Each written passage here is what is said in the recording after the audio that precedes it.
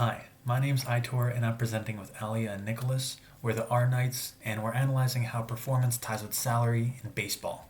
More specifically, we're looking at what factors most influence the salary of players and teams in Major League Baseball.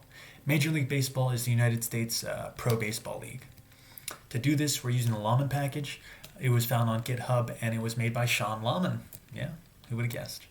What's in this data? Well, we've got Major League Baseball data from 1871 to 2019.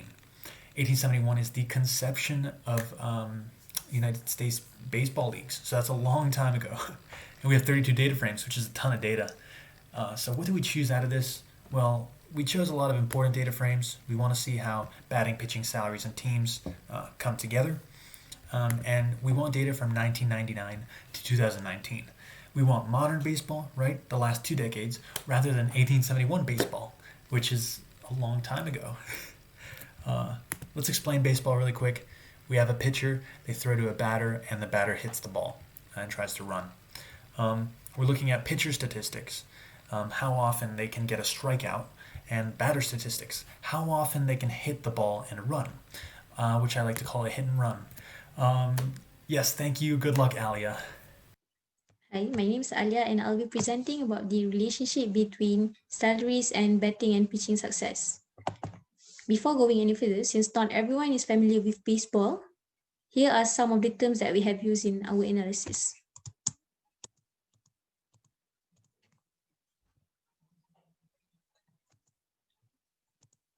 For the first part, for salary versus batting success, batting average is the most common approach that we use to evaluate the performance of a batter. Looking at the graph at the first glance, we can see that the relationship between batting average and salaries is not as what we expected it to be. The regression shows an acute positive relationship between the two variables, but it is not enough to conclude our initial hypothesis. We can also see that the data were clustered at the bottom part of the graph.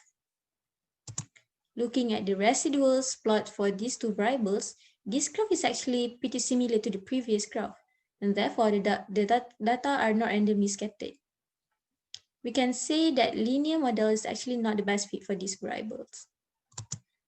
Moving on to the next part, for salary versus pitching success, similar to batting average, we use ERA or ERA to evaluate the performance of pitcher.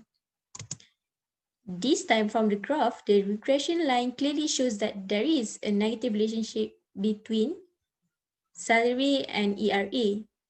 However, looking at the residual plots, the data are actually not randomly scattered.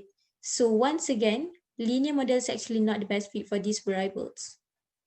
At this point, it is safe to say that individual and specific skills might not be the best indicator to evaluate the performance of a player in baseball. Since we were unsuccessful in finding a relationship between an individual's success and their salary, we decided to shift our focus to the entire team's success and the salary within that. So here we have a plot that compares the explanatory variable win rate with the response variable team pay, where team pay is the sum of all individual members of the team. The salary of the individual members of the team, that is. And with that plot, we can see that there's a moderate positive linear association between the two variables. And then in the residual plot, we can see that there's a random scatter, and therefore the linear model was an appropriate model to use, since if it wasn't, we would see some other pattern in the residual. So what did we learn? What are our conclusions? We can say that our hypothesis that both batting rate and pitching rate are positively associated with salary was partially correct. We say this because while there was very weak to no association for the pay of an individual and their performance, teams that had a strong performance were expected to receive higher pay. And this tells us the classic saying that there is no I in team.